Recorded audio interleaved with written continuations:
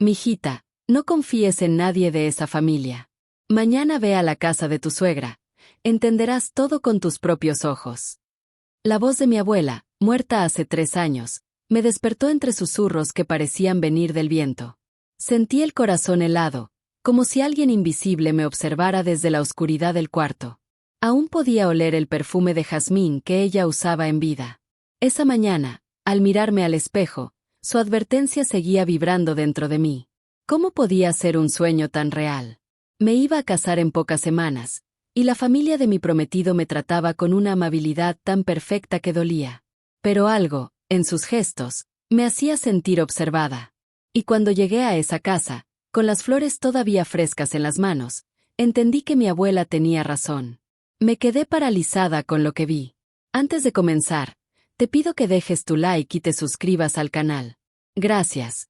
Y que disfrutes esta historia. Respiré hondo. No imaginaba que esa sería la última vez que vería a mi prometido sonreír sin máscara. Me llamo Elena Vargas, tengo 30 años y crecí en un pequeño pueblo del sur de Puebla, donde las noches huelen a tierra húmeda y las campanas marcan el paso del tiempo más que los relojes. Cuando perdí a mis padres en un accidente, fue mi abuela Rosalía quien me crió. De ella heredé el carácter tranquilo, la fe en los sueños y esa intuición que nunca se equivoca, aunque a veces duela. Murió hace 3 años, una madrugada de lluvia, tomándome la mano y susurrando que el alma siempre avisa antes de que algo se rompa. Aquella frase me volvió una promesa silenciosa que no supe entender hasta mucho después. Después de su muerte me mudé a la ciudad. Encontré trabajo en una galería de arte y con el tiempo conocí a Adrián, el hombre que creí era la respuesta de todas mis oraciones. Era arquitecto, seguro, encantador, con una calma que me hacía sentir protegida. Cuando me propuso matrimonio, lo hizo frente a toda su familia, en una cena elegante en casa de su madre. Recuerdo el brillo de los candelabros, el sonido de las copas, y a su madre, doña Teresa, sonriendo con una perfección tan ensayada que me hizo dudar por un instante. Pero lo atribuí a mis nervios, a la falta de costumbre de estar rodeada de gente con tanto dinero. Los primeros meses después del compromiso fueron una mezcla de ilusión y cansancio. Yo trabajaba hasta tarde, revisando catálogos, ajustando fechas de la boda y escuchando consejos que no había pedido.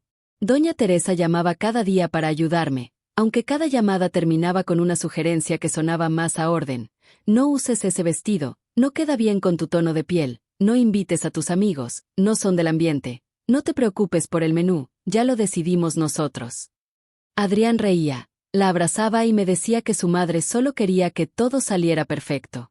Yo asentía, fingiendo que estaba de acuerdo, pero cada noche me dormía con una sensación de estar perdiendo algo de mí. Aún así, trataba de creer en lo bueno. Mis compañeras de trabajo decían que era afortunada, que pocas mujeres encontraban a alguien tan estable, con una familia tan respetable. Yo sonreía, pero por dentro sentía una distancia que crecía sin motivo claro. Era como si mis días se volvieran más silenciosos, como si algo invisible se estuviera preparando para romperse. El sueño con mi abuela llegó justo una semana antes de la boda. Esa noche había estado repasando la lista de invitados cuando me venció el sueño sobre el sofá. En el sueño, el cielo estaba cubierto de nubes rojas y mi abuela se acercaba caminando entre ellas, con el mismo rebozo beige que usaba cuando íbamos al mercado. No hablaba al principio, solo me miraba con ternura y tristeza. Luego pronunció aquellas palabras. Mijita, no confíes en nadie de esa familia. Mañana ve a la casa de tu suegra. Entenderás todo con tus propios ojos. Desperté sobresaltada, con la garganta seca y el corazón latiendo tan fuerte que pensé que me desmayaría. La habitación estaba en penumbra y, por un segundo, juro que vi su sombra frente a la ventana, disolviéndose con la luz del amanecer. Todo el día siguiente llevé el sueño conmigo, como un peso invisible. Intenté distraerme, pero cada vez que recordaba la voz de mi abuela, algo en mi pecho se apretaba. Por la tarde, mientras estaba en la galería, recibí un mensaje de doña Teresa. Ven mañana temprano a casa, necesito mostrarte algo importante antes de la boda. Sentí un escalofrío. Era la primera vez que me pedía ir sola. Esa noche no dormí. Preparé un pequeño ramo de flores para llevarle como gesto de cortesía y recé antes de acostarme. Pedí que, si mi abuela trataba de decirme algo, me diera claridad. Al amanecer, me vestí con un vestido azul claro, el que ella siempre decía que me hacía parecer una mujer que sabe escuchar. Cuando llegué frente a la casa de doña Teresa, el aire estaba inmóvil. Las ventanas altas, los muros blancos y el portón de hierro daban una sensación de grandeza que nunca me había parecido tan fría. Toqué el timbre con la mano temblando. Nadie respondió al principio. Solo después de insistir, una de las empleadas abrió la puerta y me miró como si hubiera visto un fantasma. Adentro todo parecía igual que siempre. El aroma a flores frescas, los retratos familiares, las cortinas de encaje. Pero había algo distinto. Un silencio denso, casi sagrado. Caminé hasta el salón principal y vi en la mesa un sobreabierto con mi nombre escrito con la letra de doña Teresa. No sé por qué, pero antes de tocarlo, sentí el perfume de jazmín. Igual que en el sueño. Fue ahí cuando supe que mi abuela no mentía. Que lo que estaba por descubrir no era una simple advertencia, sino el principio de algo que cambiaría mi vida para siempre. Él sobreseguía sobre la mesa, intacto, como si me hubiera estado esperando desde la noche anterior. Lo abrí con cuidado, sin saber exactamente por qué lo hacía, solo guiada por una sensación que no podía nombrar. Dentro había una hoja con una lista, nombres de invitados, fechas, números de cuentas bancarias, una anotación en tinta azul al final que me heló la sangre. No era la letra de doña Teresa. Era la de Adrián. Y entre las líneas, una frase marcada con un subrayado torcido, transferencia final antes de firmar. No entendí del todo qué significaba, pero el tono era inequívoco. Negocios, dinero, algo que no tenía nada que ver con amor o boda. Sentí una presión en el pecho, una inquietud sorda. Guardé la hoja en mi bolso antes de que alguien bajara. El sonido de pasos sobre el mármol me hizo retroceder. Doña Teresa apareció con una serenidad impecable, con ese tipo de elegancia que no se esfuerza, solo impone. Sonrió al verme, aunque sus ojos no sonreían. Fingí normalidad, agradecí la invitación, hablé del ramo que había llevado, pero su mirada iba de mis manos al bolso, como si supiera lo que había hecho. Por un instante creí que iba a decir algo, pero solo indicó la mesa y me ofreció té. Mientras hablaba de flores, del menú, de la ceremonia, había algo en su tono que me recordaba a una maestra corrigiendo a una alumna. Cada palabra suya parecía esconder un juicio disfrazado de amabilidad. Y cada vez que mencionaba a Adrián, lo hacía con una ternura posesiva, casi territorial, como si el matrimonio fuera un préstamo que estaba a punto de concederme. Intenté convencerme de que era solo mi imaginación, de que el sueño con mi abuela había contaminado mi mente. Pero esa noche, al volver a casa, el silencio del apartamento me resultó extraño. En la mesa había una caja de regalo con una nota, para que empieces a verte como parte de la familia. Dentro, un vestido de seda color marfil, hermoso y ajeno. Tenía la talla exacta, pero el diseño no era el que yo había elegido. Me quedé mirándolo largo rato, sin poder decidir si era un gesto de cariño o una forma de control. Los días siguientes comenzaron a llenarse de pequeñas grietas. Llamadas sin motivo, correos reenviados a mi trabajo, rumores que parecían salir de ninguna parte. Una compañera me comentó, sin malicia, que alguien había preguntado por mi salario y mis horarios. No quise darle importancia, pero empecé a notar que las coincidencias se volvían demasiadas. Si salía tarde, Adrián ya lo sabía. Si me retrasaba, su madre me llamaba antes de que yo encendiera el teléfono. Y, sin embargo, todo parecía estar en orden. La boda seguía en pie, las flores encargadas, los invitados confirmados. A veces pensaba que tal vez el problema era yo, que mi mente estaba buscando señales donde no había nada. Pero entonces recordaba el sobre, la letra de Adrián, la transferencia. Y el sueño. Siempre el sueño. Una tarde, en la galería, un mensajero llegó con una carpeta dirigida a mí. No esperaba nada, y el remitente era una empresa desconocida. Dentro, un contrato de sociedad firmado por Adrián y un apellido que no reconocí, acompañado de la dirección exacta de la casa donde yo había crecido con mi abuela. El documento hablaba de una futura remodelación, de una compra pendiente. En la última página, mi nombre aparecía en letra menuda como autorización pendiente del terreno original. Sentí que el aire desaparecía. Ese era mi hogar. La casa que había quedado cerrada desde la muerte de mi abuela. Nadie podía haber accedido a ella sin mis llaves. Nadie, excepto alguien que sabía exactamente dónde guardaba cada cosa. Esa noche no pude comer. Me senté en la oscuridad, frente a la ventana, viendo las luces de la ciudad sin realmente verlas. Entendí que algo estaba ocurriendo detrás de las sonrisas y los planes. Algo que tenía mi nombre escrito, pero no mi consentimiento. Fue ahí cuando empecé a temer no solo por el matrimonio, sino por lo que significaba haberlo aceptado. Mi abuela me había advertido. Y, aunque no lo quería admitir, comenzaba a entender lo que ella había visto antes que yo.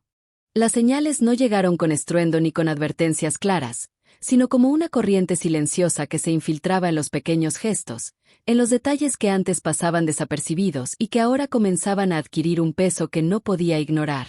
Al principio fueron cambios mínimos, una confirmación de flores con tonos que no había elegido, un proveedor distinto al que yo recordaba haber aprobado, un par de nombres nuevos en la lista de invitados y otros que, sin explicación, desaparecieron. Todo parecía avanzar sin mi intervención, como si alguien tomara las decisiones en mi lugar con una precisión que disimulaba la invasión. En la galería, mientras revisaba inventarios, el guardia me entregó un sobre bancario dirigido a mí. Lo abrí con la rutina automática de quien no espera sorpresas, pero dentro había una notificación sobre una cuenta compartida que desconocía, con mi firma al pie. El trazo era idéntico al mío, pero había algo rígido, forzado, que delataba la copia. Guardé el documento en la bolsa sin comentar nada, temiendo que al pronunciarlo en voz alta se volviera más real. A partir de ese momento, todo empezó a moverse con un orden inquietante. Cada día aparecían confirmaciones automáticas de reuniones que no había programado, mensajes que anticipaban mis trayectos o correos reenviados desde direcciones que no recordaba.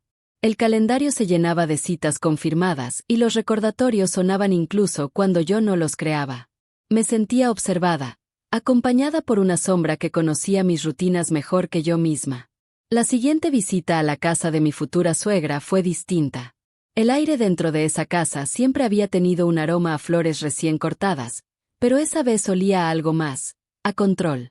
Las empleadas evitaban mi mirada, los retratos familiares parecían estar más cerca de lo habitual y la anfitriona mantenía una serenidad tan perfecta que me resultaba insoportable.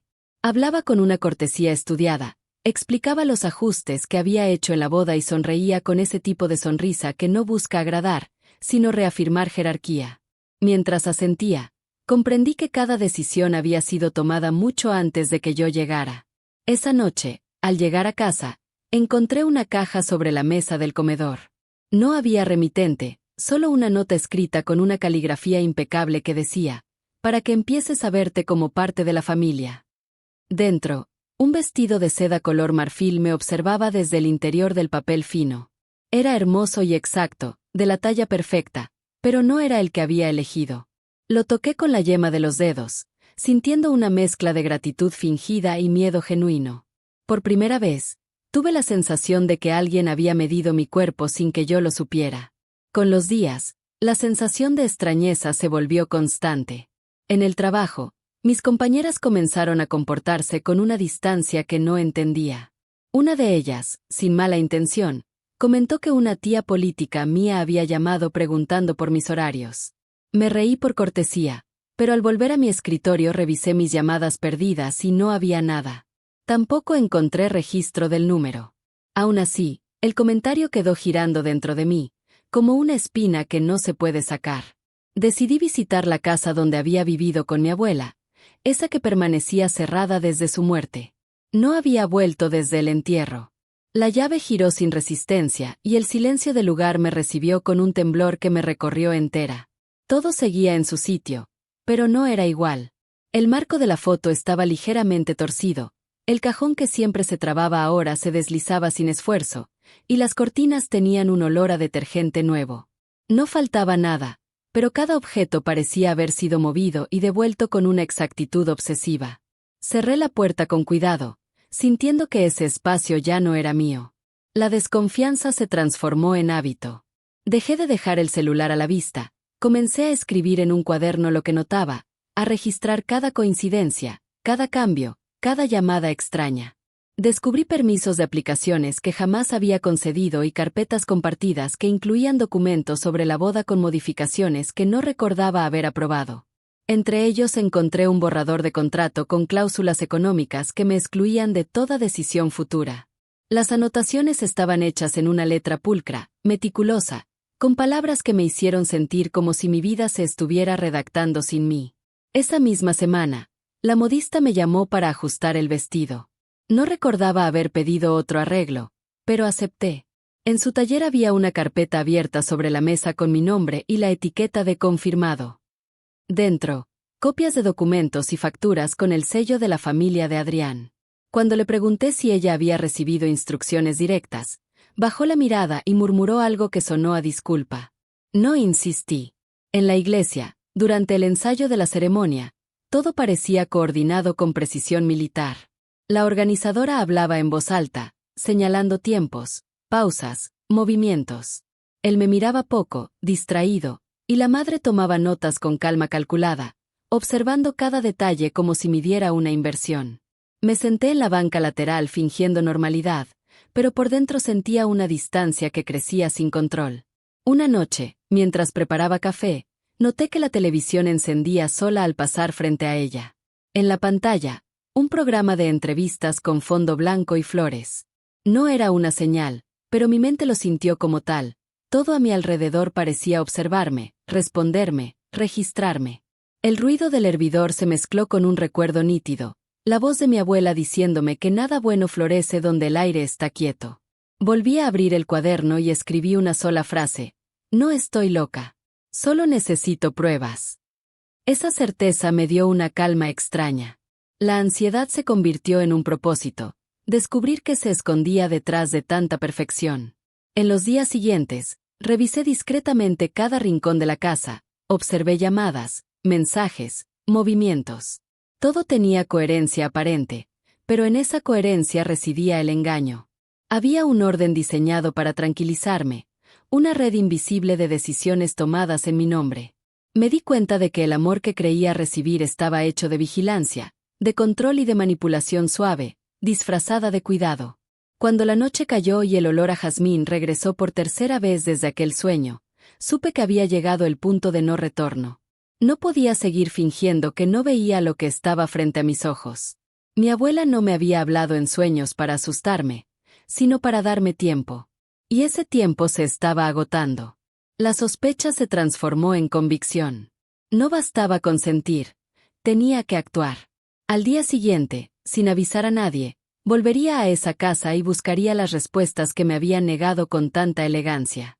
No sabía qué encontraría, pero algo dentro de mí comprendía que ya no era una advertencia, era una cita con la verdad. El amanecer llegó envuelto en un silencio espeso que parecía observarme, consciente de que ese día no sería como los demás. Preparé una mochila pequeña con lo necesario, el cuaderno negro donde llevaba mis anotaciones, una linterna, una memoria externa y el celular con las funciones de ubicación desactivadas. No podía confiar en la tecnología ni en nadie. Mientras cerraba el cierre, sentí una calma tensa, esa que se tiene justo antes de atravesar un límite invisible. Sabía que no había vuelta atrás, y aunque el miedo seguía ahí, algo más profundo lo sostenía, la certeza de que ya no podía vivir con dudas. El portón de la casa me recibió con el mismo brillo de siempre, pulido hasta el exceso, reflejando un amanecer pálido que parecía mirar sin parpadear. Toqué el timbre con naturalidad, fingiendo tranquilidad, y cuando la empleada abrió la puerta, dije que necesitaba revisar unos documentos de la boda antes de la reunión de la tarde. No sospechó nada, tal vez mi voz sonaba demasiado segura para levantar preguntas. Entré despacio, con pasos que parecían medir el aire, evitando los pasillos donde podía haber cámaras. El corredor principal mantenía esa fila de retratos familiares que siempre me habían incomodado. Miradas fijas, sonrisas inmóviles, marcos dorados que contaban una historia que yo ya no creía. Me detuve frente al cuadro más grande, el que mostraba una cena formal en el jardín. Recordé que la última vez noté una inclinación leve en el marco, casi imperceptible, y ese detalle regresó con fuerza. Lo toqué con cuidado y sentí una ligera separación entre la madera y la pared. Un hueco del tamaño de una hoja se escondía detrás. Dentro, un sobresellado con una cinta delgada me esperaba como si hubiera estado aguardando mi mano. Lo abrí en el estudio contiguo, cuidando de no dejar rastros.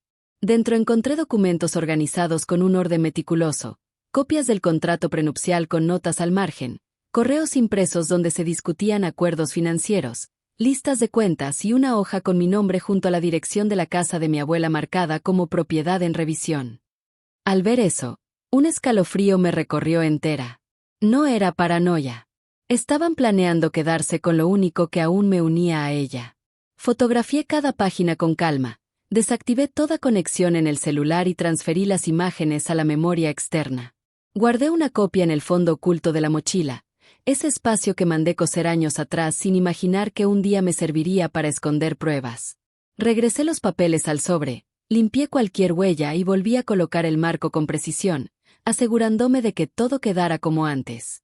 En el escritorio había un mueble antiguo con cajones finos. Al abrir el tercero, el tapete del suelo se movió apenas y dejó ver un reflejo metálico. Debajo, una llave delgada descansaba junto a una etiqueta con el nombre de un banco y la palabra caja. No tenía llavero ni marca personal, solo ese número grabado que me pareció más un código que una identificación. La guardé sin pensarlo demasiado, sintiendo que su peso era una promesa de respuesta. Un mueble al fondo del estudio contenía libros encuadernados en tela. Entre ellos, uno resaltaba por el color más nuevo del lomo. Al tirar suavemente, escuché un clic discreto y el panel inferior del librero se abrió.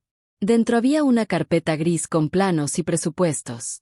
Al desplegarlos, reconocí de inmediato el trazado, la casa de mi abuela. Fotografías tomadas desde los muros, imágenes de las ventanas, incluso una de la cocina donde se veía la maceta azul que siempre mantuve ahí. Nadie fuera de mi familia conocía ese detalle. La rabia me quemó por dentro, pero la contuve. No podía permitir que la emoción arruinara lo que ya estaba descubriendo. Seguí revisando. Había un listado de proveedores y documentos de tramitación con la frase entrega simbólica posterior a firma. Esa expresión, tan calculada, confirmaba que la boda era el escenario para legalizar algo que nada tenía que ver con amor. Fotografié todo y volví a dejar la carpeta donde estaba, cerrando el compartimento hasta oír el clic que aseguraba el cierre. Antes de irme, abrí la última gaveta del escritorio. Dentro, un estuche de terciopelo con joyas inventariadas y un documento de resguardo con mi firma en blanco. Espacio listo para ser llenado en cualquier momento, como si ya hubieran decidido por mí. Cerré el estuche con una calma que no sentía, guardé silencio y respiré hondo para no dejar que el temblor en mis manos me delatara. En ese instante, los sonidos habituales de la casa comenzaron a despertar, pasos en la cocina, el eco de una puerta al cerrarse, el roce de platos sobre mármol. Sabía que debía salir. Crucé el pasillo con la mochila bien sujeta, bajé las escaleras y antes de alcanzar el vestíbulo me detuve frente al espejo. No reconocí del todo a la mujer que me miraba. Había en su rostro algo nuevo, una mezcla de miedo y decisión que no había visto antes. Al salir, el aire de la mañana me golpeó con fuerza, devolviéndome al mundo real. Caminé hasta la esquina, encendí el celular lejos de la casa y subí las fotos a una nube segura. También envié una copia a una cuenta de respaldo con una contraseña que solo yo podía entender. Una palabra que mi abuela usaba cuando quería recordarme quién era. Horas después, me presenté en el banco cuyo nombre aparecía en la etiqueta de la llave. Fingí interés por abrir una cuenta, buscando confirmar si esa numeración existía. El empleado revisó en la pantalla y me dijo que correspondía a una caja de seguridad registrada con cita previa y acceso limitado al titular. No quise insistir. Solo asentí y salí con la sensación de haber tocado el borde de algo más grande. Regresé a mi departamento con la certeza de que la tormenta se había desatado. Cerré las cortinas, abrí el cuaderno negro y empecé a clasificar la información. Pruebas legales, fotografías, nombres, fechas.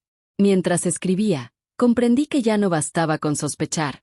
Necesitaba proteger cada detalle.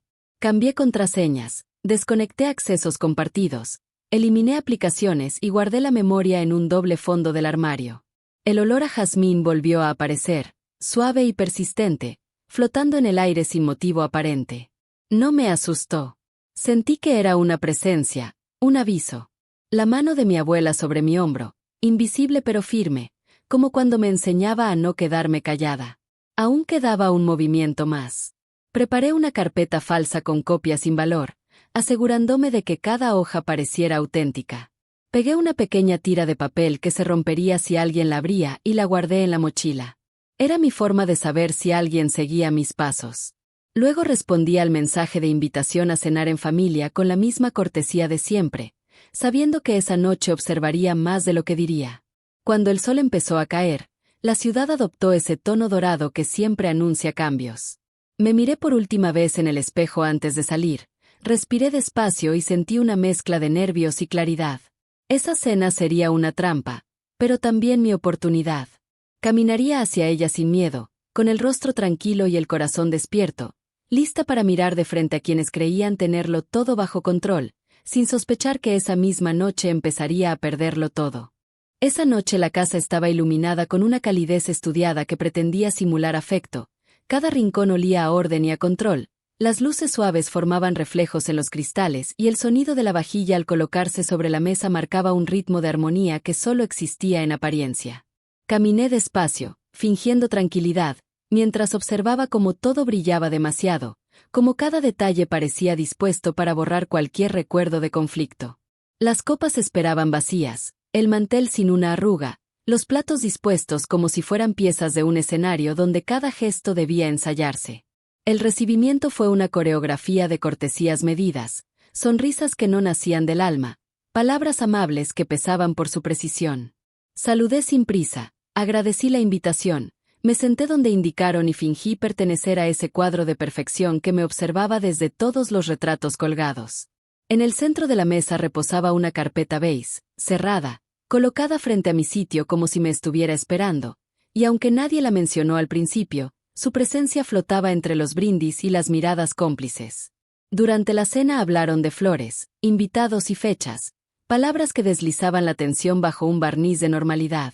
Cada tanto aparecía una frase sobre organización, claridad o formalidades necesarias, y yo asentía, participando de ese juego donde todos fingíamos no saber lo que estaba realmente en juego. La anfitriona, con su voz pausada y su sonrisa serena, mencionó los malentendidos recientes, insinuando que todo se había exagerado, que nada debía empañar un momento tan importante. Su tono era tan dulce que lastimaba. De pronto, el tema cambió hacia el acuerdo financiero que supuestamente daría tranquilidad a todos. El tono era amable, casi familiar, y mientras lo explicaba noté cómo el aire del comedor se espesaba. Hablaron de confianza, de cuidar el futuro, de evitar problemas, cada palabra elegida para sonar razonable, casi inevitable. Cuando colocaron la carpeta frente a mí, el silencio se volvió total. En su interior estaba el mismo contrato prenupcial que había encontrado días antes, acompañado ahora por un resumen colorido, una carta de un supuesto asesor financiero y una nota escrita a mano, pidiendo que todo quedara resuelto antes del gran día. Respiré despacio, manteniendo la expresión neutra, y pedí tiempo para revisarlo con calma, prometiendo leerlo a detalle. Las miradas alrededor se suavizaron de inmediato, las sonrisas regresaron como si ese simple gesto hubiera bastado para tranquilizarlos. No insistieron más, tal vez seguros de que el papel terminaría firmado sin resistencia. La conversación retomó su tono ligero, hablaron de música, del banquete, de pequeños cambios que, según ellos, me harían sentir más cómoda.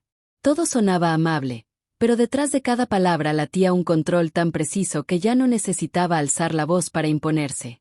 Fingí escuchar con interés, respondí con frases cortas y sin emoción, observando los movimientos, los cruces de miradas, los gestos que delataban más de lo que decían.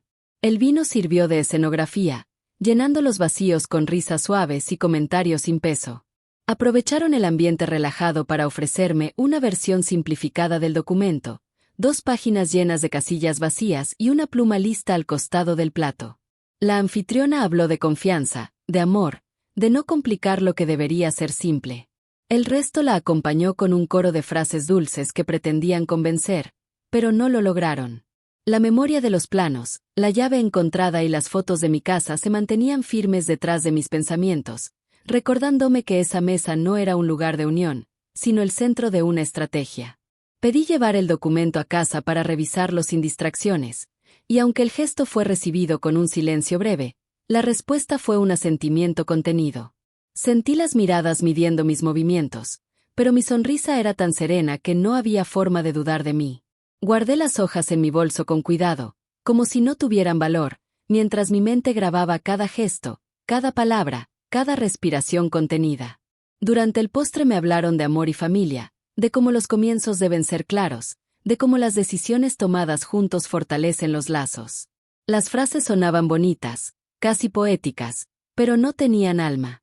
Mientras hablaban, una parte de mí se alejaba, observando desde fuera, entendiendo que esa escena no era más que un intento por cerrar un trato disfrazado de ternura. Sonreí cuando correspondía, brindé cuando lo hicieron, me levanté cuando se levantaron. Antes de despedirme, me acerqué a la consola donde había dejado mi carpeta falsa. Ya no estaba. No mostré sorpresa, simplemente agradecí la cena, abracé con la delicadeza necesaria para no parecer distante, y respondí a la despedida con un "nos vemos mañana" que sonó tan natural que nadie pudo sospechar que era una promesa velada de guerra. Al salir, la brisa de la noche me devolvió la respiración. Caminé hasta el auto con el corazón controlado, sin apuro, sabiendo que cada paso marcaba el inicio de algo distinto. En el retrovisor, la casa permanecía iluminada, inmóvil, como si no quisiera que me alejara. Encendí el motor, abrí el cuaderno y anoté todo: posiciones, tiempos, expresiones, movimientos.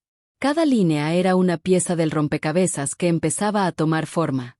Cuando llegué a mi departamento, encendí la lámpara más tenue y revisé la copia del sello que había dejado en mi armario. Seguía intacto. Sonreí con una calma que no conocía, no por victoria, sino por certeza. El olor a jazmín volvió a cruzar el aire, tan leve que apenas se notaba, y supe que mi abuela estaba cerca, observando desde ese silencio que siempre protege. La noche cerró sin miedo. Preparé café, abrí el archivo con las fotos, organicé todo en carpetas con nombres sencillos y escribí un plan con fechas y pasos. No necesitaba prisa, solo precisión. Aquellos que intentaron manipular mi vida creyeron que bastaría con una cena y una sonrisa para doblegarme, sin entender que el amor no se negocia, que la calma fingida tiene fecha de caducidad y que la verdad, una vez despierta, no vuelve a dormir. Al amanecer, el primer rayo de sol entró por la ventana y entendí que la guerra silenciosa había comenzado, pero esta vez no era yo quien debía temer perderlo todo. Amaneció con una claridad fría que no traía alivio, el sol filtrándose entre las cortinas sin intención de calentar, el aire detenido como si esperara una decisión que ya estaba tomada desde antes de abrir los ojos. Preparé café y me quedé mirando el vapor que subía despacio, intentando ordenar los pensamientos que se enredaban como hilos mojados. Repasé los documentos, confirmé los respaldos y abrí el cuaderno negro donde cada página se había vuelto una especie de brújula silenciosa, una guía que me recordaba que la intuición, cuando insiste, nunca se equivoca. En ese momento el celular vibró con un número desconocido que aparecía y desaparecía en la pantalla con insistencia. Respondí sin decir palabra, contuve la respiración y escuché una voz quebrada por el miedo pronunciar mi nombre con la misma suavidad con la que se invoca un secreto. La mujer que hablaba sabía cosas que no podían haberse adivinado. Mencionó la casa de mi abuela, describió el marco del retrato donde había encontrado los documentos y habló de la llave plana con el número grabado que guardaba en el fondo del bolso. Dijo que esa llave no abría una puerta sino una caja donde se guardaban las pruebas de lo que ellos hacían con cada esposa antes de convertirla en una sombra dócil. Pidió verme lejos, en un lugar sin cámaras ni curiosos, insistió en el Parque Viejo de las Jacarandas, el que queda detrás del mercado, y dio una hora precisa, tan puntual que sonó a sentencia. No supe si confiar o temer, pero algo en su voz, ese temblor entre el valor y la culpa, me hizo entender que debía ir. Al mediodía caminé hasta el parque con pasos que no quise apurar, el aire tibio olía a tierra y hojas secas, y cada crujido bajo mis zapatos me hacía sentir que el mundo se partía en dos, el que conocía y el que estaba por revelarse. Me senté en una banca bajo la sombra amplia de un árbol, observé el ir y venir de la gente con la misma distancia con la que uno mira un recuerdo y esperé. A los pocos minutos apareció una mujer de cabello recogido y rostro cansado.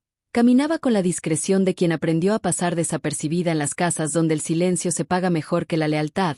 Se sentó a mi lado sin mirarme de frente.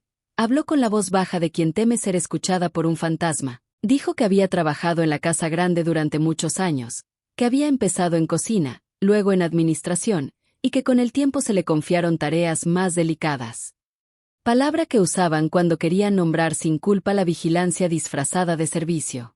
Me contó que nada de lo que había vivido era nuevo, que cada boda dentro de esa familia seguía el mismo patrón, que antes de que alguien diera el sí ya existían carpetas con nombres, documentos, acuerdos y permisos firmados sin saberlo. Relató que su función era preparar los espacios, cambiar objetos de lugar, ajustar luces, limpiar rastros, y que en más de una ocasión escuchó cómo se planeaban modificaciones a casas y terrenos que aún no estaban en manos de la familia, pero que pronto lo estarían. Mencionó que la anfitriona guardaba copias de todo en una caja de seguridad a la que solo se accedía con una llave idéntica a la mía y que había una regla no escrita. Nada debía salir de esa caja, ni siquiera una palabra. Sacó una carpeta de plástico transparente que llevaba doblada dentro de un suéter viejo y la colocó entre ambas sin mirarla. Dentro había hojas impresas, capturas de pantalla, facturas, fotografías mal recortadas y un croquis que reconocí de inmediato. Era el mismo plano de la casa de mi abuela que había encontrado escondido detrás del librero, con anotaciones sobre remodelaciones futuras y movimientos de propiedad.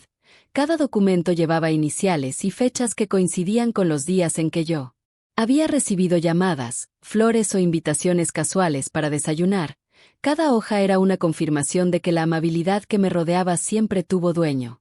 Contó que la madre de Adrián tenía una manera particular de actuar, que elegía a las mujeres que entrarían a la familia con la precisión de quien selecciona una inversión, revisaba sus entornos, sus amistades, sus recursos, y cuando encontraba algo de valor, iniciaba un proceso de seducción social disfrazado de cariño, hasta que lograba que cada una firmara lo necesario para que su independencia quedara legalmente atada a su apellido. Aseguró que los hombres de esa familia no eran víctimas ni cómplices a la fuerza. Simplemente aceptaban el papel que se les asignaba porque el sistema les beneficiaba. Todos actuaban como si nada tuviera consecuencias mientras las novias se desvanecían lentamente en el espejo. En el fondo de la carpeta había fotografías de la caja numerada, una serie de sobres blancos con etiquetas escritas a mano donde se leían nombres de mujeres y fechas de bodas. Y aunque la imagen era borrosa, reconocí un anillo idéntico al mío y una carta con mi inicial en tinta azul, una prueba demasiado exacta para negarla. La mujer bajó la voz y explicó que había guardado esas copias porque un día entendió que el verdadero peligro no era el poder que ellos tenían sino el silencio de quienes lo conocían. Habló de su despido repentino, de las amenazas disfrazadas de generosidad y de la promesa de una recomendación que nunca llegó. Dijo que decidió conservar todo porque sabía que tarde o temprano alguien volvería a repetir la historia y que si esa persona llegaba, debía estar preparada. Escuché sin interrumpir, anotando mentalmente cada detalle, cada palabra, cada pausa, sin atreverme a mirar alrededor por miedo a que la realidad se quebrara si giraba la cabeza. La mujer me entregó la carpeta y me pidió que no la buscara, que no dijera su nombre, que no regresara al parque. Aseguró que todo lo que necesitaba para entender estaba ahí, que la verdad pesa pero también libera. Y antes de irse dejó una hoja doblada con 3 nombres y 3 lugares. Un notario, una enfermera y un mensajero. Personas que habían visto o escuchado lo suficiente para confirmar sin exponerse. Se levantó sin prisa, ajustó su suéter, y se alejó caminando entre las hojas secas con la dignidad de quien se despide sabiendo que no volverá a hablar. Guardé la carpeta bajo el brazo y regresé a casa caminando despacio, con la sensación de llevar un corazón prestado latiendo dentro de mi pecho. Cerré la puerta, apagué el celular y extendí los documentos sobre la mesa, uno junto a otro, en silencio, sin música ni distracciones. La luz del atardecer caía sobre los papeles como si quisiera leerlos conmigo. Comencé a clasificarlos, marcando con lápiz coincidencias, fechas, nombres repetidos. Añadí notas al margen con flechas y símbolos, conectando los puntos hasta formar un dibujo invisible que ahora tenía sentido, un entramado de poder, manipulación y dinero tejido con manos que nunca se ensucian. El olor a jazmín volvió a colarse por la ventana abierta y comprendí que no era coincidencia, era presencia. Un aviso que confirmaba que la intuición de mi abuela seguía viva en cada decisión. Respiré hondo y sentí por primera vez que la calma no era debilidad sino preparación, que el miedo ya no me pertenecía, que el silencio había terminado. Cerré el cuaderno y escribí una sola frase al final de la página. La verdad no se busca, se reconoce cuando por fin deja de esconderse. Luego miré la carpeta con la certeza de que esa historia no iba a repetirse, porque por primera vez alguien iba a contarla desde dentro, sin adornos, sin permiso y sin miedo. La tarde se deslizó sin ruido mientras el sol descendía despacio, tiñendo de cobre las paredes del departamento y transformando el aire en un espejo cálido donde cada respiración parecía un acto de memoria. Me senté frente a la mesa y extendí los documentos que había recibido de la mujer del parque. alineándolos con la precisión con la que se prepara una ofrenda. Una página tras otra, sin interrupciones. Cada papel como una pieza de una verdad que por fin tenía forma. Había fotos, copias, facturas, listas de nombres y fechas que se entrelazaban con mis propias notas, un lenguaje oculto que empecé a entender sin necesidad de traducciones, porque detrás de cada palabra se repetía el mismo patrón de manipulación y poder. El olor a papel viejo se mezclaba con el aroma de jazmín que seguía flotando en la habitación, y en ese ambiente suspendido comprendí que no podía permitir que todo quedara guardado en un cajón, porque la verdad sin testigo se marchita. Tomé el cuaderno negro y comencé a escribir con un ritmo constante, sin pausa, armando una cronología precisa desde la primera advertencia de mi abuela hasta la llamada que cambió el rumbo de todo. Cada línea narraba no solo hechos, sino silencios, gestos, miradas, sensaciones que el cuerpo había guardado como pruebas invisibles. La verdad no se encontraba solo en los papeles, sino en los instantes donde la intuición había intentado avisar y nadie escuchó. Una vez que terminé de ordenar los documentos, preparé 3 copias del archivo digital, una guardada en la nube con nombre cifrado, otra en una memoria que escondí dentro de un frasco de café vacío, y la última en un sobresellado que planeaba entregar a una persona de confianza. No quería correr el riesgo de que una sola pieza desapareciera, porque ahora cada palabra era un testigo silencioso de lo que durante años se había construido como una red perfecta de engaño. Las fotografías mostraban más de lo que parecía. Manos que sostenían contratos, reflejos en los vidrios, sombras que delataban presencias no previstas. Eran los pequeños detalles los que daban peso a la historia. Comencé a elaborar un dossier, no solo con los papeles sino con la secuencia emocional de todo lo vivido, porque entendí que la verdad también debía contarse con humanidad. Reuní las copias, escribí notas explicativas con lenguaje simple y claro, un resumen de hechos que cualquiera pudiera entender, sin tecnicismos ni adornos. Solo el pulso firme de quien ya no busca justificar sino demostrar.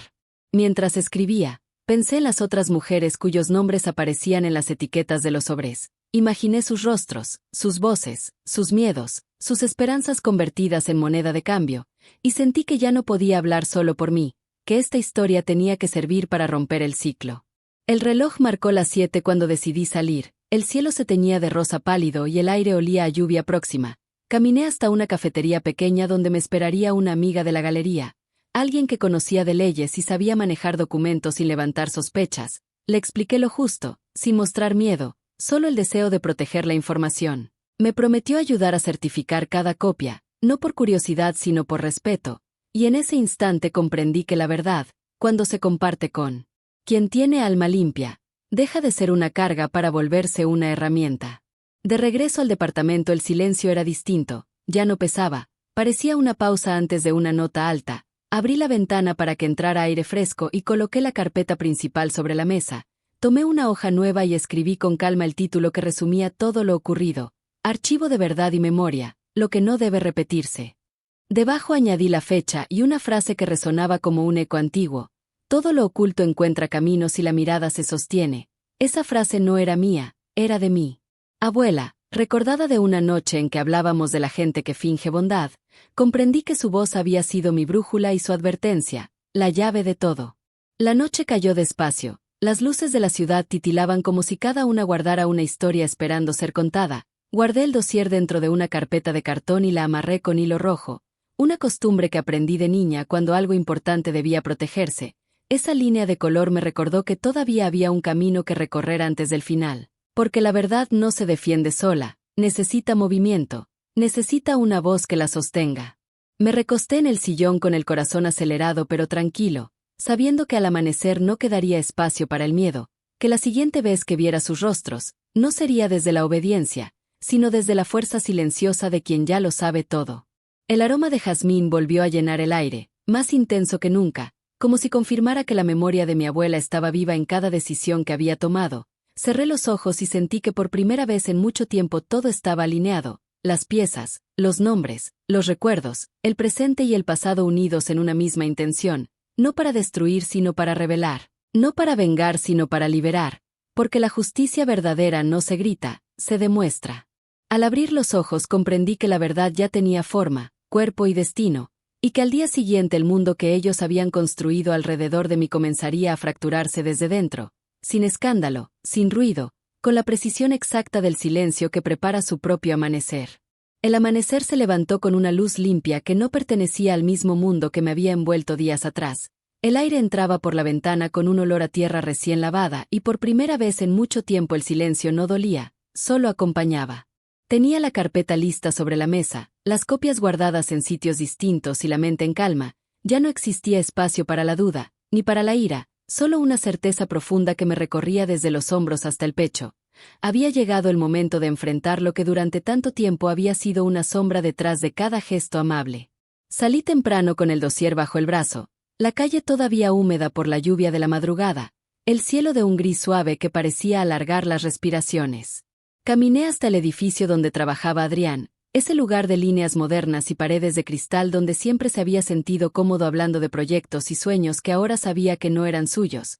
Esperé en el vestíbulo con la serenidad de quien ha ensayado cada palabra sin pronunciarla, observando a la gente moverse sin imaginar que ahí, entre esa normalidad, estaba a punto de ocurrir algo que cambiaría la dirección de todas sus vidas. Cuando apareció frente a mí, vestido con la misma pulcritud que siempre, el gesto se le quebró apenas me vio, como si el cuerpo reconociera lo que la mente todavía no aceptaba. Me pidió que subiera a su oficina y lo seguí sin hablar. El sonido de mis pasos detrás de los suyos era el único diálogo necesario. Dentro, la habitación olía a madera nueva y perfume caro, el escritorio limpio, las persianas a medio abrir, la misma escena repetida cientos de veces, pero esa mañana todo tenía un brillo ajeno, una claridad distinta. Coloqué la carpeta sobre la mesa sin dramatismo, como quien entrega una factura pendiente, y al hacerlo vi cómo la seguridad de su postura comenzaba a desmoronarse. Hablé despacio, sin elevar la voz, contándole cada detalle de lo que había encontrado, los documentos, las copias, las fotos, las fechas, las coincidencias que ya no admitían explicación. Cada palabra salía con una calma que no era mía, sino de mi abuela, de todas las voces que alguna vez me advirtieron del peligro de la apariencia. Él intentó interrumpirme, pero cada vez que lo hacía le mostraba una prueba distinta. Cada intento de negar era una confesión en sí misma, hasta que terminó recargado en el respaldo, con los ojos fijos en el suelo y las manos entrelazadas como un niño sorprendido en plena mentira. El siguiente paso era enfrentar a quien realmente movía los hilos, así que pedí verla. La llamada duró apenas un minuto, una invitación a aclarar las cosas que aceptó sin sospechar, quizás creyendo que seguía siendo la misma mujer dócil que había moldeado con sus reglas de porcelana. Llegué a su casa al caer la tarde, esa misma casa que una vez me había parecido elegante y ahora solo me parecía hueca. Entré sin miedo, guiada por la certeza de que el tiempo de las sonrisas había terminado. Estaba en el salón, con un vestido claro y una serenidad ensayada, como si la vida fuera un acto social perpetuo. No hubo saludos largos, solo un silencio pesado que se extendió antes de que colocara la carpeta sobre la mesa central. La abrió con curiosidad fingida, y mientras sus ojos recorrían las primeras páginas, el rostro fue cambiando de color, la respiración se le hizo más corta, los dedos dejaron de sostener la compostura. Hablé con la misma voz con la que me enseñaron a rezar, pausada, firme, sin insultos ni reproches, explicando que cada documento tenía una copia certificada, que los movimientos bancarios y las falsificaciones ya estaban respaldados ante un notario, que la verdad no necesitaba ser creída para existir, solo mostrada, y que esa verdad estaba ahora más viva que nunca. Intentó levantarse, pero el cuerpo no le obedecía, la máscara se había resquebrajado sin remedio, y en sus ojos apareció por primera vez algo parecido al miedo. Le recordé las flores en la tumba de mi abuela, la promesa que ella me hizo en sueños y la frase que me trajo hasta aquí: «Mijita, ve y mira con tus propios ojos», porque eso era lo que había hecho, mirar hasta el fondo, más allá del amor, del engaño, del dinero y del apellido. Mientras hablaba, noté cómo el sonido del reloj del salón marcaba el ritmo exacto de su respiración, cada segundo un golpe seco de derrota. No me detuve en amenazas ni en castigos, solo le advertí que todo lo que había hecho saldría a la luz, no por venganza, sino porque nadie más debía pasar por lo mismo. Le entregué una copia del expediente y me retiré sin esperar respuesta, atravesando ese pasillo de retratos que ya no imponía respeto, sino lástima, esas caras congeladas en sonrisas falsas, testigos de una historia que empezaba a derrumbarse desde dentro. Al salir, el viento soplaba con fuerza, las hojas secas giraban sobre la acera como si celebraran el fin de algo antiguo y enfermo. Caminé despacio, sin mirar atrás, con la sensación de que cada paso era un cierre. El teléfono vibró cuando llegué a la esquina. Era mi amiga confirmando que las copias estaban resguardadas, que todo tenía fecha, sello y testigos. La red de mentiras se había convertido en un archivo de verdad. Crucé la calle con la mente despejada, entendiendo que el poder no era el dinero ni el control, sino la serenidad con la que una mujer enfrenta lo que intentó destruirla y no se rompe, la misma serenidad con la que mi abuela me miraba cuando decía que el silencio, cuando se usa bien, puede ser más fuerte que un grito. La noche cayó con un cielo sin nubes y una luna entera que parecía observarlo todo. No sentí alivio ni tristeza, solo una quietud profunda, la certeza de haber cumplido con algo que no podía posponerse. Entré a casa, dejé la carpeta vacía sobre la mesa y abrí las ventanas para que el aire nuevo barriera los restos del miedo. El perfume de jazmín volvió a colarse por el pasillo, más nítido que nunca, y en ese aroma entendí que la justicia ya estaba hecha, no en los tribunales ni en los escándalos, sino en el simple hecho de que la verdad, al fin, tenía nombre, rostro y voz. Los días siguientes transcurrieron con una calma que no era calma, una quietud llena de ecos, como si el mundo respirara en cámara lenta, esperando la reacción de quienes hasta hace poco se creían invulnerables. La denuncia formal aún no se había presentado, pero el movimiento ya había comenzado, los correos circulaban, las copias estaban en manos seguras y las verdades se filtraban en los lugares correctos, sin ruido, sin rostro, como un viento invisible que se cuela por las rendijas y empieza a levantar polvo en los rincones donde nadie quiere mirar. Cada noche, al volver a casa, revisaba las cerraduras y anotaba en el cuaderno los pequeños cambios que percibía, un ruido distinto en las escaleras, una sombra detenida frente al edificio, una llamada sin voz que se cortaba justo al responder. No era paranoia, era estrategia. Sabía que intentarían desestabilizarme, que recurrirían a la táctica más vieja de todas, el miedo. Pero el miedo, cuando se enfrenta sin temblar, se vuelve espejo y refleja al que lo provoca.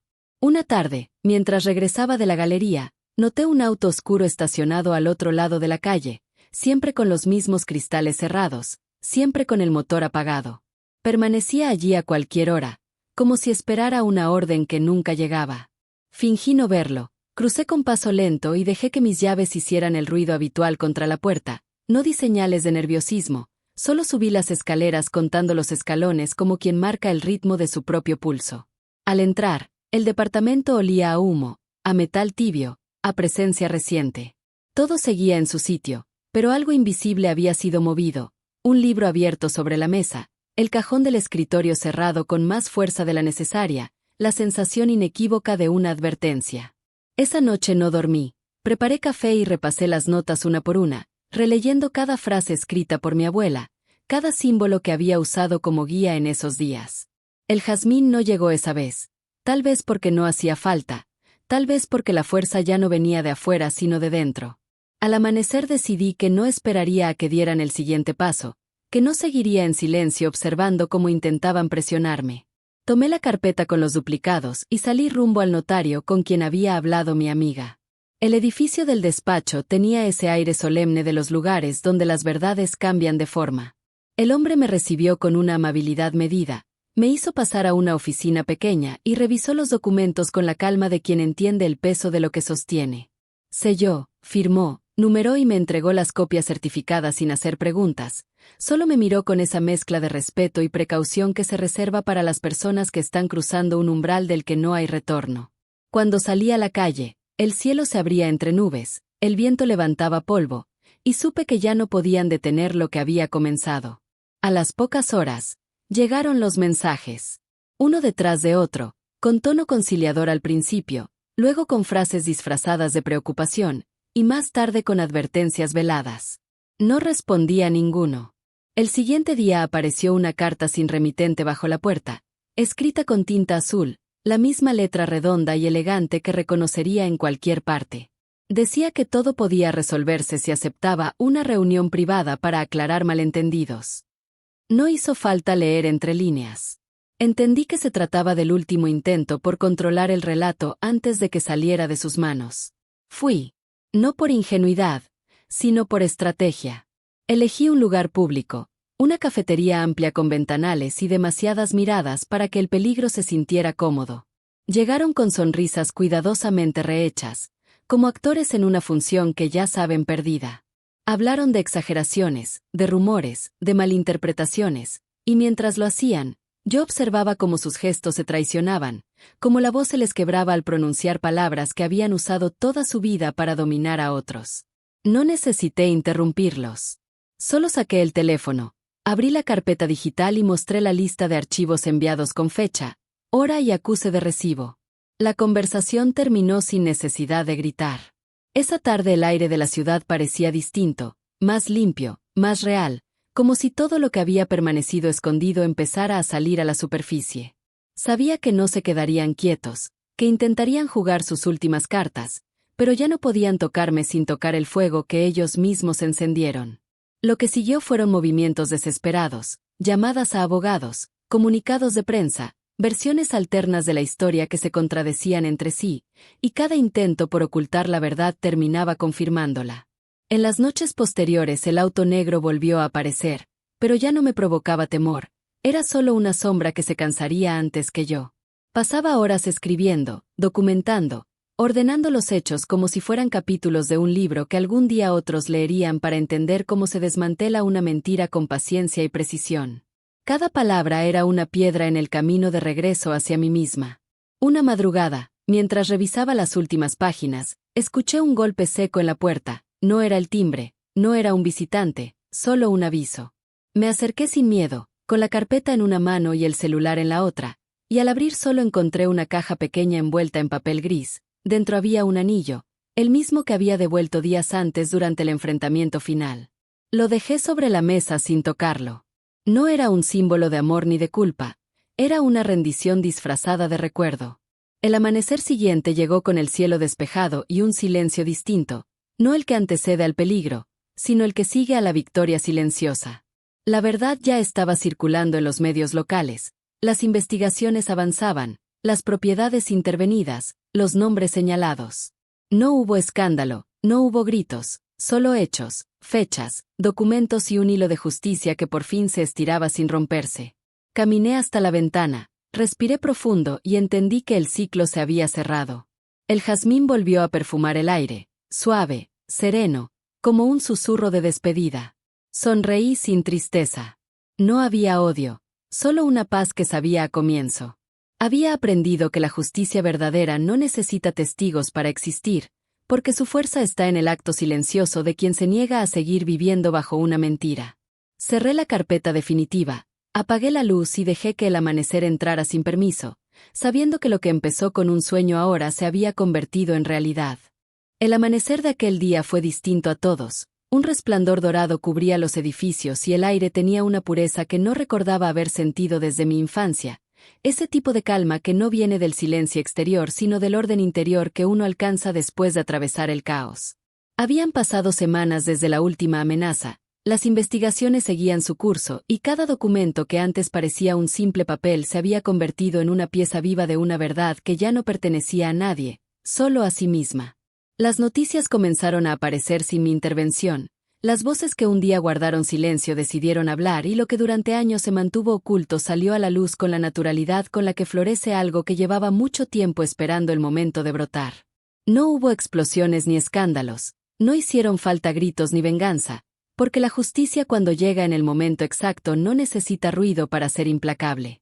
La familia que se había creído intocable se vio rodeada de su propia sombra, los negocios revisados, las cuentas congeladas, los contratos anulados, y las alianzas que habían construido con sonrisas comenzaron a desmoronarse como paredes viejas que solo se mantenían en pie por costumbre.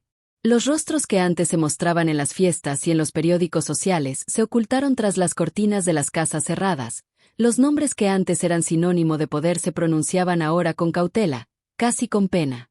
Yo observaba todo a la distancia, sin intervenir, sin buscar protagonismo, porque comprendí que mi papel no era hundir a nadie, sino liberar la verdad que me había sido confiada, y en ese proceso descubrí algo que mi abuela siempre quiso enseñarme y que solo ahora entendía de verdad. La justicia más pura no es la que castiga, sino la que revela.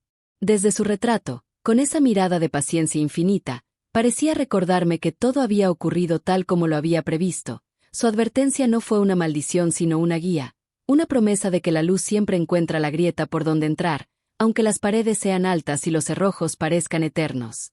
Una mañana recibí una carta firmada por una mujer cuyo nombre había leído entre los documentos de la caja. alguien que también había sido víctima del mismo juego, me agradecía no por haberlos expuesto, sino por haber tenido el valor de romper el silencio. Decía que al ver mi historia en los medios se atrevió a hablar, que había guardado durante años pruebas que ahora entregarían las piezas faltantes del rompecabezas. Fue entonces cuando comprendí que mi abuela no me habló solo para salvarme a mí, sino para abrir el camino a otras que aún no sabían que estaban atrapadas. El jazmín volvió a florecer en la ventana sin que yo lo cuidara. Creció entre las macetas secas como si la vida hubiera encontrado su forma de regresar a la casa después de tanto tiempo. Cada noche encendía una vela frente a su foto y en el reflejo del fuego veía su sonrisa tranquila, esa que solo se muestra cuando las cosas se acomodan en el lugar correcto. Había justicia, pero también había paz, y en esa mezcla perfecta encontré el cierre que había buscado sin saberlo. El último encuentro con Adrián fue breve, sin reproches ni odio. Lo vi cruzar la calle con la cabeza baja, sin escolta, sin traje, sin la arrogancia que alguna vez lo rodeó, solo un hombre común cargando las consecuencias de sus decisiones. No hubo palabras, solo una mirada de reconocimiento, una especie de perdón silencioso que no absuelve, pero libera. En ese instante comprendí que mi historia con él ya no me pertenecía, se había disuelto junto con todo lo que un día creí inquebrantable. Volví a mi rutina, regresé al trabajo en la galería. Comencé a pintar de nuevo después de años de no hacerlo, y en cada trazo encontré pedazos de todo lo vivido. Los colores ya no eran los mismos, tenían profundidad, mezcla, historia. La gente venía a ver mis cuadros sin saber que cada uno era una página de esa verdad transformada en arte, sin sospechar que detrás de esas figuras abstractas se escondía una profecía cumplida. Una tarde, mientras el sol caía y la luz bañaba el piso del estudio con un tono dorado, escuché el sonido suave de un sobre cayendo por debajo de la puerta. Al abrirlo, encontré una sola hoja con una frase escrita a mano, sin firma, sin fecha, solo esas palabras que reconocí al instante. Te lo dije, mijita, lo verías con tus propios ojos. No había duda, era su letra, la misma caligrafía delicada de las notas que dejaba en los libros cuando yo era niña. Sentí un nudo en la garganta, no de tristeza, sino de gratitud. Miré hacia el cielo y, por un instante, juraría que el aire olía a su perfume, ese aroma de jazmín y madera que me acompañó en cada paso. Entendí que su presencia no se había ido nunca, que su profecía no fue una advertencia de desgracia, sino un acto de amor profundo, una manera de protegerme incluso más allá del tiempo. Al cerrar el sobre y colocarlo junto a su retrato, supe que la historia había terminado. No con venganza, sino con dignidad, no con ruido, sino con verdad. En un mundo donde todos hablaban para ser escuchados, yo había aprendido a guardar silencio para que la verdad hablara por sí sola. Salí al balcón, respiré el aire tibio de la tarde y dejé que la brisa moviera el velo blanco que colgaba junto a la ventana. Todo estaba en paz. Todo había cumplido su curso. El ciclo de dolor, engaño y miedo se había roto, y lo único que quedaba era el eco suave de una voz que desde el otro lado del tiempo seguía susurrando mi nombre, recordándome que ningún poder humano puede vencer la fuerza de una verdad guiada por el amor. El tiempo comenzó a pasar con una suavidad nueva, como si el universo finalmente hubiera exhalado después de tanto contener la respiración. Cada día despertaba con una luz diferente, menos violenta, más real. Ya no existía la sensación de amenaza, ni el eco de las mentiras que solían flotar en el aire como humo espeso. Ahora el silencio tenía otro significado, no era vacío, era descanso. Las horas se deslizaban entre el aroma del café y el sonido de las aves que regresaban a posarse en los cables frente al balcón, como si la vida, con su paciencia infinita, me estuviera devolviendo lo que alguna vez me quitó, la paz. Habían pasado meses desde el día en que la verdad salió a la superficie. Los titulares se apagaron, las conversaciones se transformaron en susurros, y los nombres que antes generaban temor se deshicieron en el olvido. Nadie volvió a tocar el tema, no porque se negara, sino porque ya no había necesidad de hacerlo. Lo que debía saberse, se supo. Lo que debía caerse, cayó. Y lo que debía quedarse en pie, resistió. Mi vida siguió su curso con una serenidad que no conocía, y en esa calma encontré una fuerza que no dependía de nadie. La galería se convirtió en mi refugio, un espacio donde el arte y la memoria podían convivir sin dolor. Pintaba durante horas, sin reloj, sin buscar resultados, solo siguiendo el impulso de los colores que se mezclaban como si conocieran mis pensamientos mejor que yo misma. Cada trazo era una confesión silenciosa, un recordatorio de que sobrevivir no siempre significa seguir respirando, sino atreverse a mirar hacia atrás sin quebrarse. Los cuadros comenzaron a atraer miradas, no por su belleza, sino por la energía que contenían, por esa historia invisible que parecía palpitar bajo las capas de pintura. Una tarde cualquiera, mientras colgaba una nueva obra en la pared principal, una mujer se acercó con los ojos humedecidos. Dijo que había reconocido algo en mis colores, que cada figura le recordaba a un sueño que no entendía. Le sonreí sin explicaciones, porque comprendí que las emociones profundas no necesitan traducción. En ese momento supe que todo el dolor vivido se había transformado en algo útil, en una fuerza que podía tocar otras vidas sin decir una palabra. El jazmín seguía floreciendo sin interrupción, cada brote más blanco, más fragante, como si el alma de mi abuela hubiera encontrado su manera de quedarse cerca. A veces, al atardecer, cuando el viento movía las cortinas, creía escuchar su voz murmurando mi nombre con esa mezcla de ternura y sabiduría que solo tienen las mujeres que ya lo vieron todo. Era su forma de decirme que el ciclo había terminado, que el aprendizaje estaba completo, que ahora debía vivir sin miedo y sin deuda. Decidí volver a la casa de mi abuela, no como quien visita una herida, sino como quien honra una raíz. El camino estaba cubierto de hojas secas, las paredes conservaban el color del tiempo, y en el aire se sentía todavía la presencia de su risa. Abrí las ventanas, limpié el polvo acumulado y dejé que el sol inundara cada rincón. En el centro del comedor coloqué una foto suya con flores frescas, un gesto simple pero suficiente para devolverle al lugar su esencia. Me senté frente al retrato y comprendí que el amor que ella me dio fue el escudo que me mantuvo viva, la brújula que me guió entre sombras, el lenguaje invisible que me enseñó a distinguir lo verdadero de lo que solo aparenta serlo. Afuera, la tarde caía lenta, y el cielo comenzaba a teñirse con los mismos tonos que usaba en mis cuadros, mezclas de naranja y violeta que parecían nacidas de la memoria.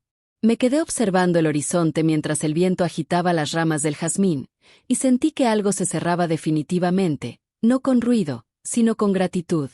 Lo que comenzó con un sueño y una advertencia había terminado en una lección que no se enseña con palabras. Nadie puede manipular a quien ha aprendido a escucharse a sí misma. Esa noche dormí con la tranquilidad que solo llega después de entender que el dolor también es un maestro. Soñé con ella una vez más, no como espectro, sino como presencia viva, sentada en el porche, tejiendo con calma, mirándome con orgullo. Me acerqué y supe que no tenía nada más que preguntarle, porque todo estaba respondido. Me sonrió y me dijo sin mover los labios que la vida no siempre es justa, pero siempre revela la verdad cuando uno actúa con el corazón limpio. Al despertar, supe que ese sería el último sueño, no por ausencia, sino porque ya no la necesitaba para saber qué hacer. Hoy la casa está abierta, llena de luz, de cuadros, de gente que llega y se queda un rato para escuchar historias, para mirar el arte, para respirar el aroma del jazmín que se expande por el patio. Mi nombre ya no está asociado a una noticia, sino a una historia de resistencia, a una mujer que aprendió a caminar entre ruinas sin perder su dignidad. Nadie pregunta por el pasado, y cuando alguien lo insinúa, solo sonrío y digo que a veces los sueños no son advertencias, sino mapas. Miro el cielo al caer la tarde, dejo que la brisa acaricie mi rostro y pienso en todas las mujeres que aún duermen con miedo de descubrir la verdad que las rodea. Ojalá escuchen esa voz que una vez me despertó y que desde entonces nunca se ha callado. Ojalá encuentren su propia forma de ver con los ojos del alma lo que otros intentan ocultar con palabras bonitas. Porque cuando una mujer se atreve a mirar con verdad, ya nadie puede mentirle jamás. Y si estás escuchando esta historia, recuerda esto: ninguna oscuridad es eterna, ningún secreto puede sostenerse para siempre, y toda voz silenciada tarde o temprano encuentra su eco. Dale like si esta historia tocó tu corazón. Compártela con quien necesite recordar que la verdad siempre encuentra su camino. Suscríbete para más relatos que sanan, inspiran y recuerdan que el alma, cuando se levanta, nunca vuelve a caer.